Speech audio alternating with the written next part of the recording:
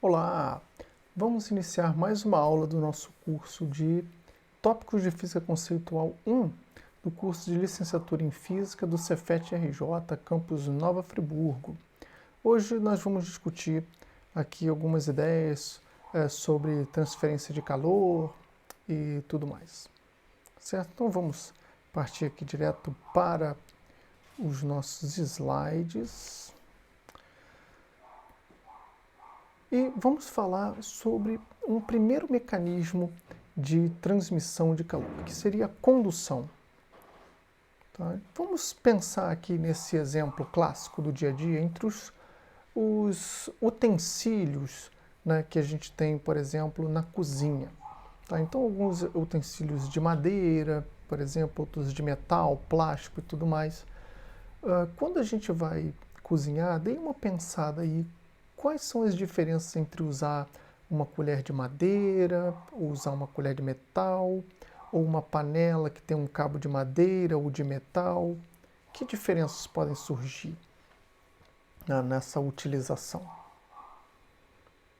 Por exemplo, se você tem uma frigideira, por exemplo, que tem um cabo de metal, né? Aí você coloca essa frigideira ali no fogão aceso e tudo mais, você percebe que com o tempo esse cabo ele vai ficando mais quente, né? Até o ponto de você eventualmente se queimar usando esse utensílio.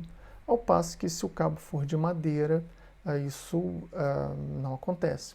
Por exemplo, se você está refogando alguma coisa usando uma colher de pau, deixa essa colher ali dentro da panela, daqui a um tempo você provavelmente consegue pegar essa colher ainda sem se queimar. Já uma concha de feijão metálica, né, dentro de uma panela de feijão esquecida, com o fogo aceso, muito provavelmente você vai se queimar pegando agora essa essa concha de metal, desculpa.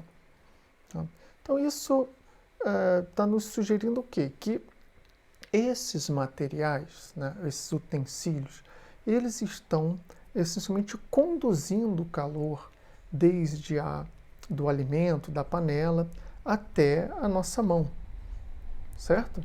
E alguns deles fazem isso bem, né, conduzem bem este calor, e outros não. No caso da madeira, não conduz bem esse calor. E no caso da concha, essa sim já conduz bem esse calor, até com risco de você se queimar.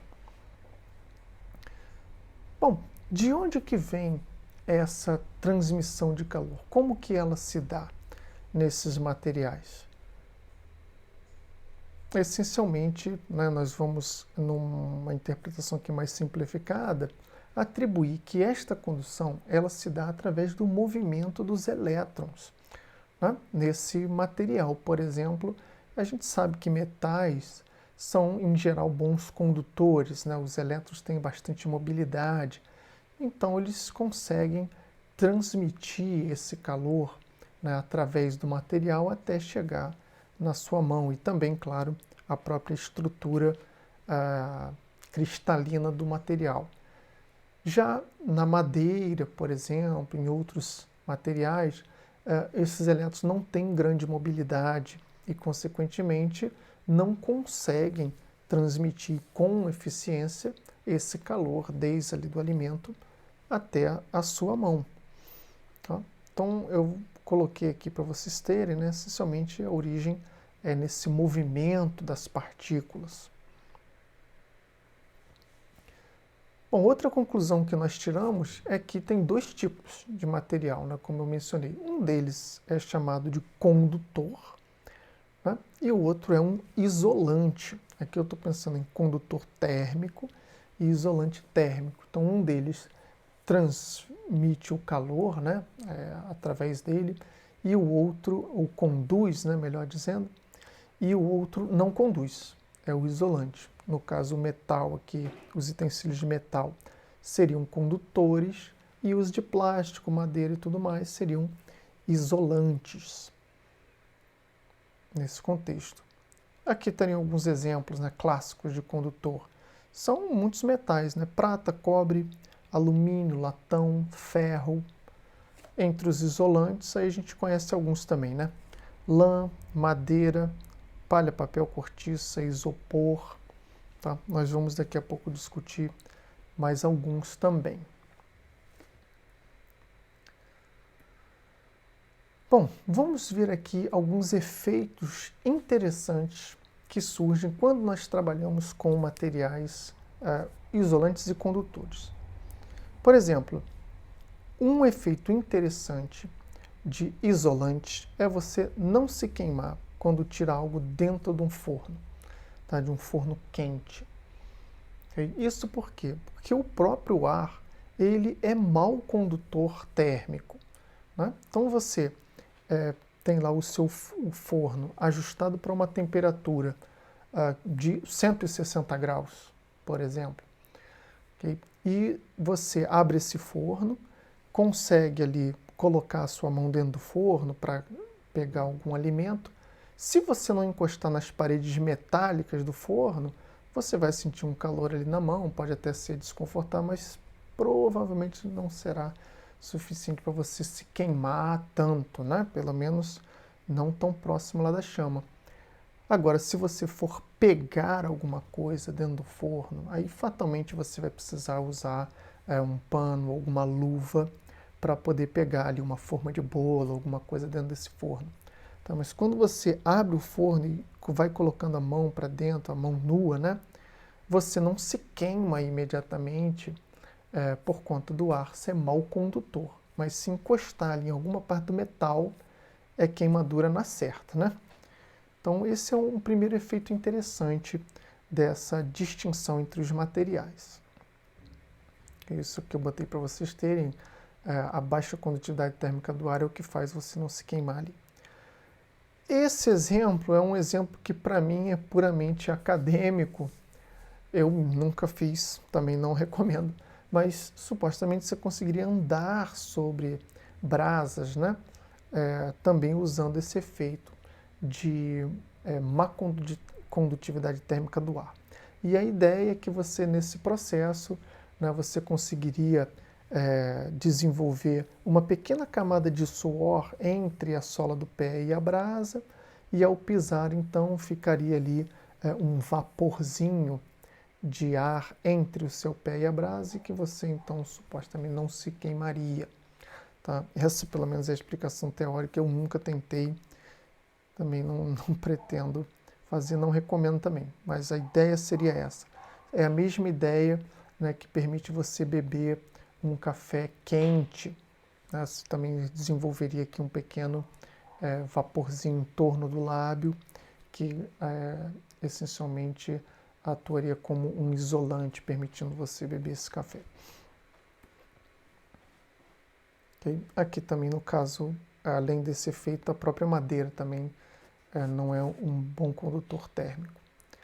Outro efeito bacana é você poder construir um iglu como uma moradia, né? Então, quem diria que você consegue fazer uma casa de gelo, essencialmente, né?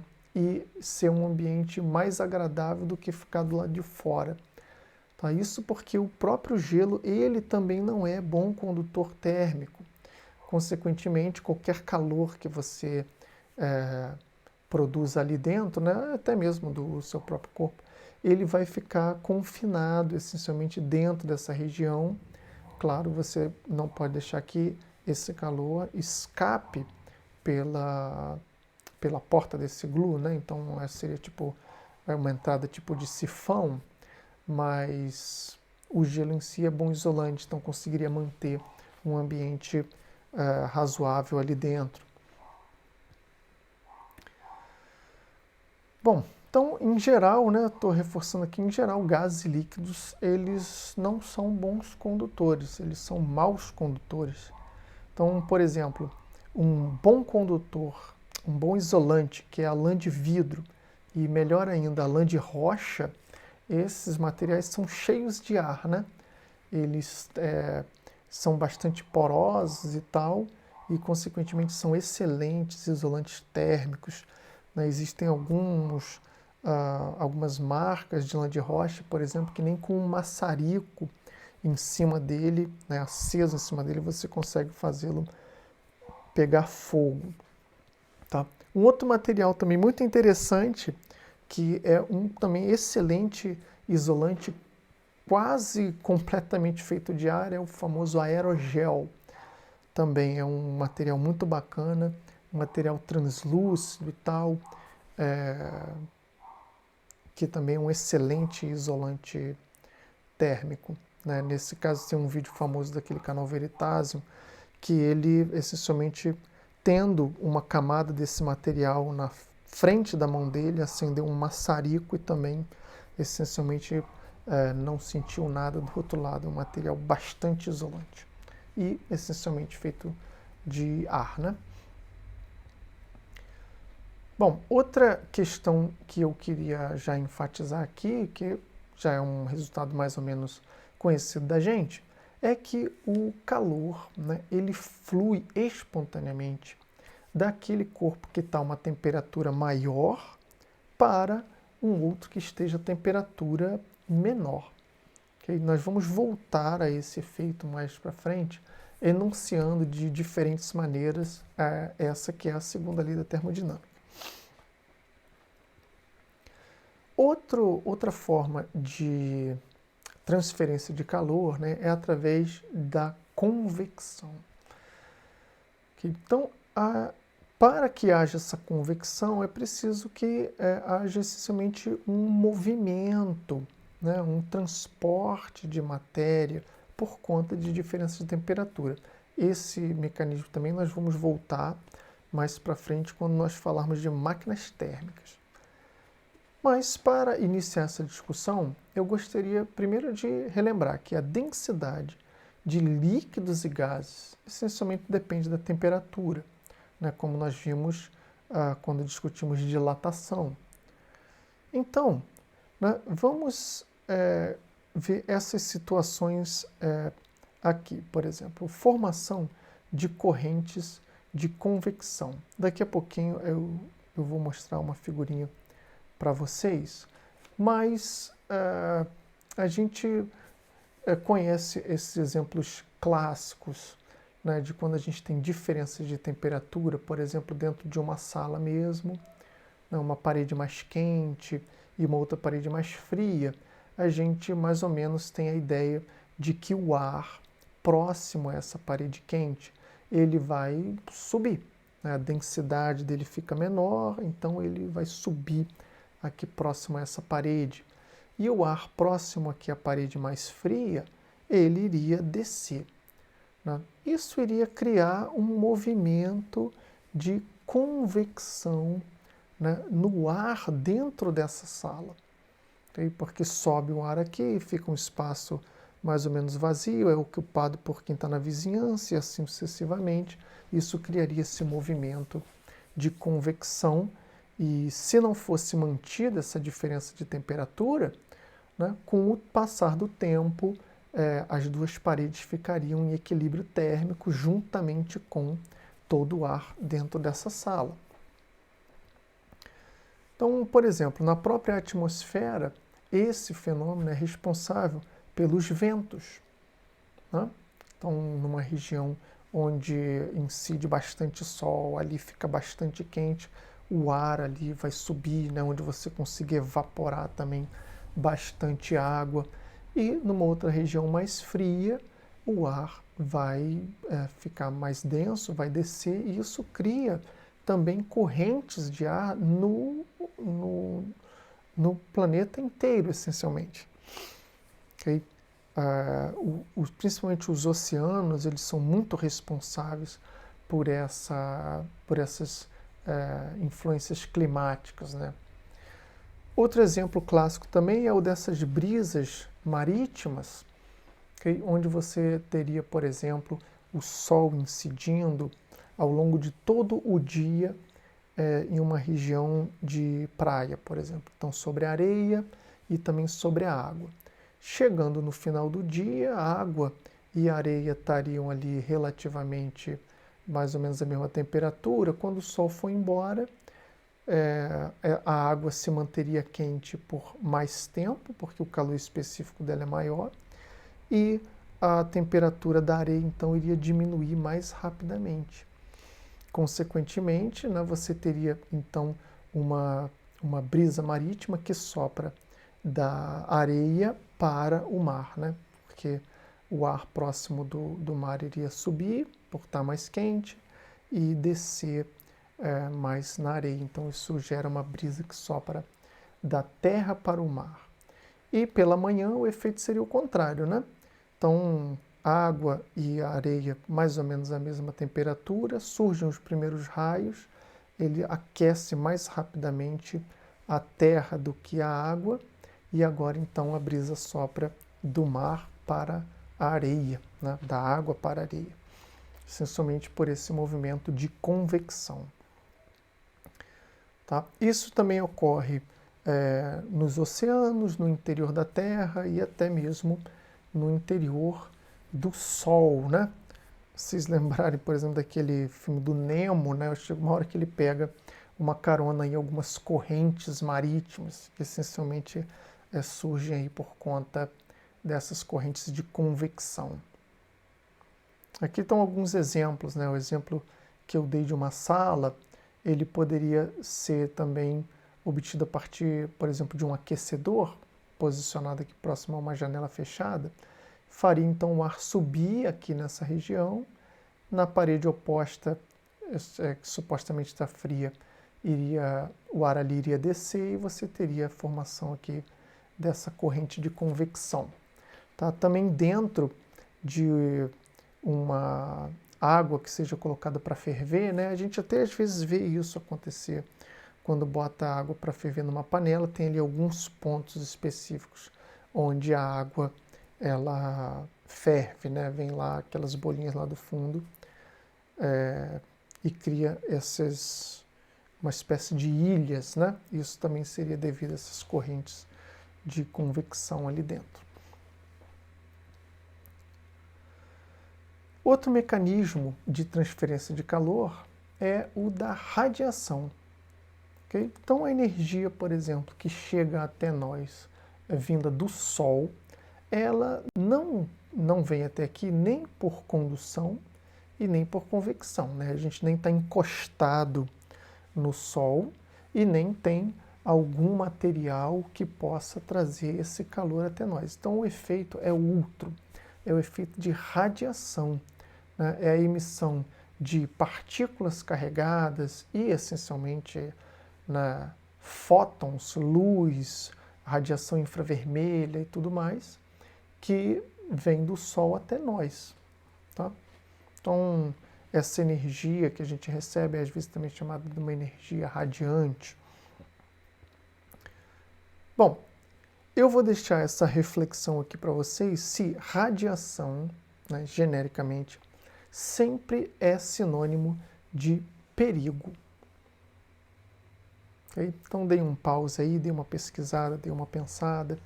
Tá? E aqui a gente vai argumentar que não seria o caso, né? Porque toda essa luz que vem do Sol, por exemplo, radiação infravermelha, que vem de lá também, essencialmente é radiação eletromagnética e é bastante fundamental para a nossa vida. Okay? Claro que, por exemplo, um material pesado, radioativo, né, um núcleo radioativo, por exemplo, de urânio, isso é considerado, sim, perigoso, mas genericamente, né, a radiação eletromagnética, por exemplo, é importante para nossas telecomunicações, para nossa visão e tudo mais, tá? Mas geralmente, quando se fala em radiação ou radioatividade, tradicionalmente isso está associado a essa parte mais perigosa, mas não é o caso. Tá? Radiação é um termo bem mais abrangente do que simplesmente césio radioativo ou urânio radioativo. Bom, para reforçar ainda mais essa ideia, eu coloquei aqui alguns exemplos de radiação eletromagnética. Então, as ondas de rádio, que a gente pode usar para se comunicar, as micro-ondas, que são usadas em telecomunicação e também nos fornos de micro-onda, para aquecimento mais rápido dos alimentos, a radiação Infravermelha, por exemplo, é usado também para inferir temperatura, né, de alguns objetos. A luz visível nem se fala, né, é fundamental para o nosso sentido da visão. A radiação ultravioleta, na pior das hipóteses também, ela é usada para verificação de autenticidade de papel moeda, por exemplo, e outros papéis. Raio-X, também com bastante aplicação na área médica, para a gente poder ver como é que estão os nossos ossos, estruturas internas e tudo mais, apesar de que grande exposição, sem dúvida, é perigoso, né?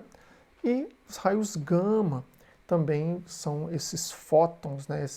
Essa radiação eletromagnética com as mais altas energias, que a gente usou também bastante para avançar a física de partículas, como nós comentamos algumas aulas atrás. Tá? Todas essas entidades aqui que eu mencionei são todos exemplos de ondas eletromagnéticas com diferentes comprimentos de onda. Tá? Nós ainda vamos discutir, vamos ter uma aula dedicada só para ondas, né? Mas o que eu já posso adiantar é que todas essas ondas eletromagnéticas se movem com a mesma velocidade c, da ordem de 300 mil km por segundo, e a diferença entre elas é essencialmente esse comprimento de onda. Tá? As ondas de rádio, por exemplo, tendo comprimentos de onda da ordem de quilômetros, né? E esses raios gama, por exemplo, tendo comprimentos de onda ali bastante pequenos, né? Essencialmente da ordem do tamanho de um núcleo atômico, só para ter uma ideia. Bom, continuando aqui a nossa discussão sobre radiação, né, os objetos a uma dada temperatura, né, ou seja, todos, eles emitem radiação, tá? E essa radiação, ela tem uma certa distribuição, que eu já vou mostrar aqui, e o pico dessa distribuição, essencialmente a frequência de pico, ela depende da temperatura.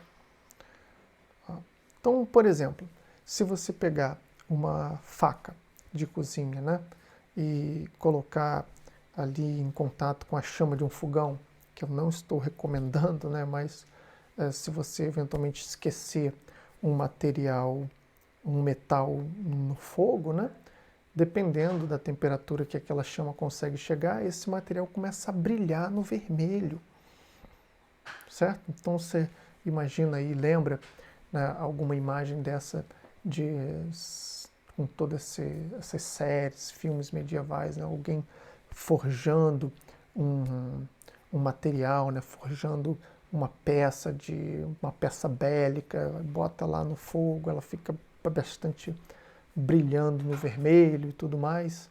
Isso ocorre aqui mais ou menos a 500 graus Celsius, né? E aumentando a temperatura nessas grandes fundições, né? Começa brilhando vermelho, depois brilha bastante no branco, né? Uma coisa, tem que usar até óculos de proteção da emissão que você consegue nessas fundições.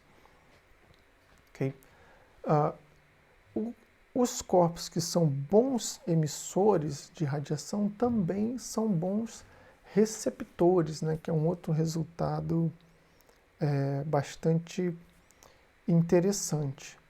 Tá? E aqui era o que eu queria mostrar para vocês, que para uma temperatura baixa, entre aspas, né, que estamos falando aqui de 1600 Kelvin, mas para uma temperatura dessa ordem, a emissão aqui está sendo sugerida, ela seria mais ou menos nessa frequência. Tá? Não dá para associar a cor dessa curva com a cor emitida não, tá? Porque aqui para o verde falharia. Aí se aumenta um pouco a temperatura e a frequência de pico ela se desloca aqui, fica maior, até eventualmente você ter aqui uma frequência ainda maior e também a intensidade da radiação emitida vai ficando cada vez maior. Tá? Aqui está representado a faixa do visível. Tá vendo? Então, essa distribuição aqui, por exemplo, né, ela teria um prolongamento que entra aqui no visível e, em termos de frequência aqui, essa faixa do espectro ela seria tal que nós teríamos vermelho aqui com frequências menores e o azul aqui com frequências maiores. Tá? Então, por isso que quando você esquenta o material, ele começa a brilhar no vermelho. Em algum momento, ele tem emissão aqui, ó, dentro... Aqui acho que já seria o caso, depois eu posso verificar para vocês, mas aqui provavelmente você já teria a emissão... já veria a luz desse objeto como sendo branca, né? Porque já tem emissão apreciável aqui em todas as cores. Em algum momento você teria nessa curva aqui, ó, crescendo bastante aqui assim, emitindo mais no azul do que nas outras frequências, consequentemente você veria esse objeto azul. Tá? Isso é mais fácil de você ver em estrelas. Okay? As estrelas com temperaturas menores, elas vistas pelos telescópios, elas aparecem mais avermelhadas. As estrelas mais quentes, elas aparecem azuladas. Certo? Bom, prosseguindo aqui, opa, deixa eu dar uma acertada aqui nesses meus slides. Ok, já dei uma acertada aqui, estava com uma ordem meio esquisita. Então, vamos comentar aqui agora sobre o efeito estufa, que tem tudo a ver com os mecanismos que a gente discutiu até agora. Tá? Então, por exemplo, essa radiação eletromagnética que eu mencionei, ela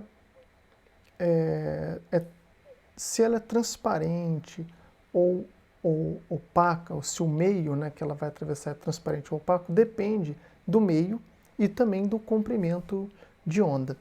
Tá? Então, por exemplo, eu coloquei aqui que essa propriedade de ser transparente ou opaco, né, seja atravessar com facilidade um meio ou não, depende do comprimento de onda e também dos diferentes materiais.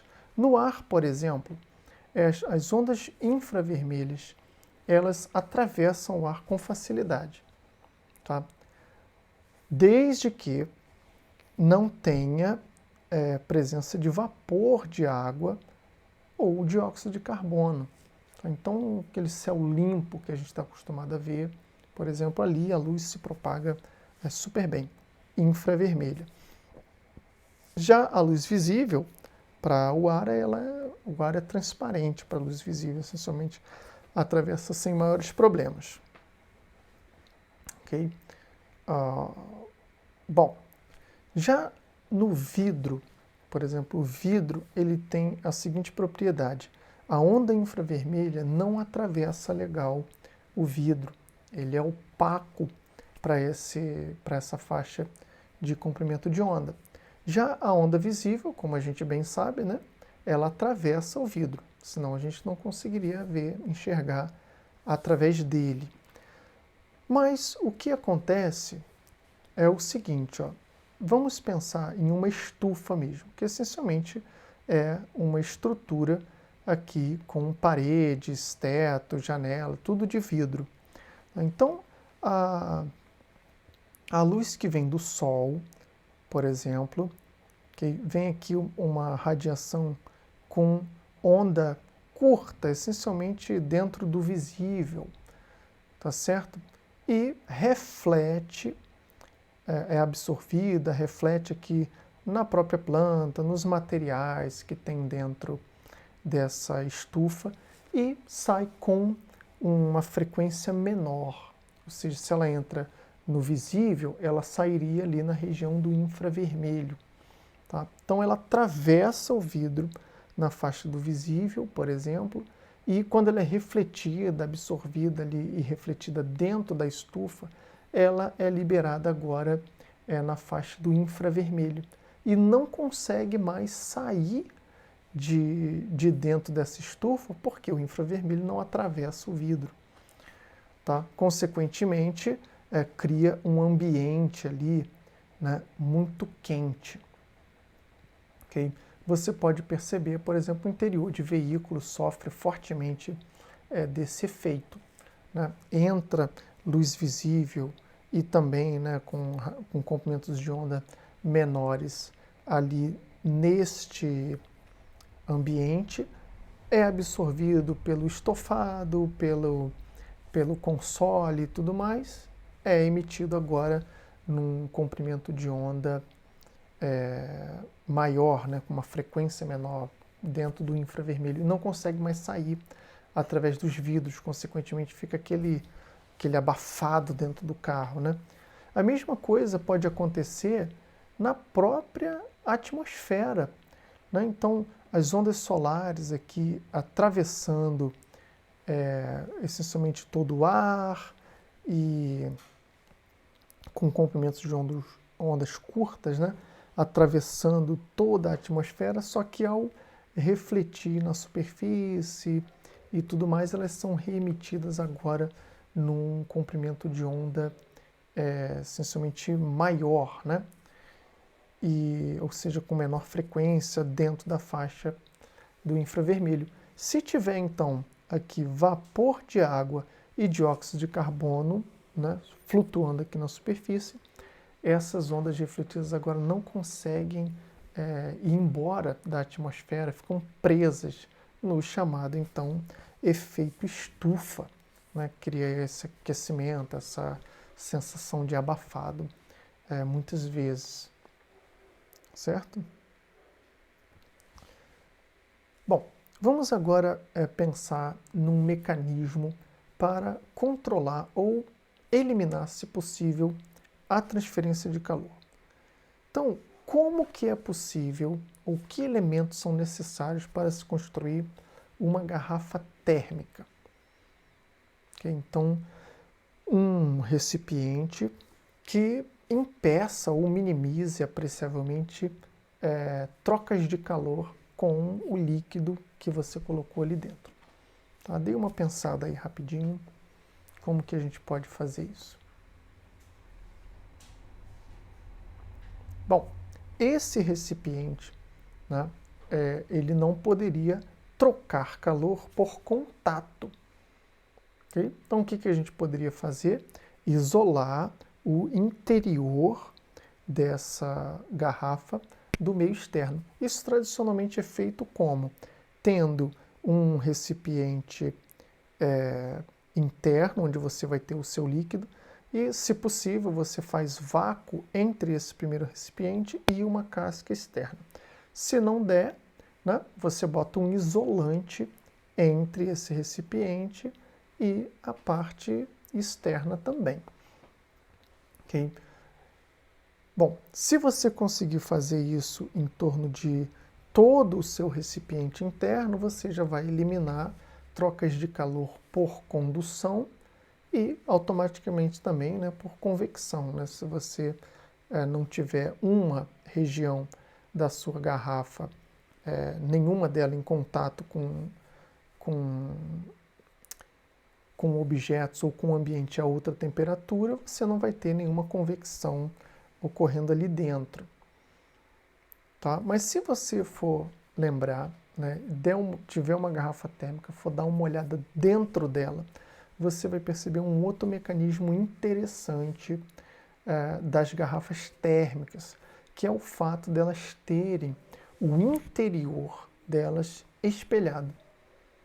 Tá? Isso porque com esse espelhamento, né, você diminui também as perdas por radiação que poderiam ocorrer ali dentro da sua garrafa. Né? Aqui eu estou, claro, pensando em uma garrafa térmica que está armazenando um líquido quente, mas o contrário também seria válido. Tá? Um líquido gelado ali também se beneficiaria dessas propriedades.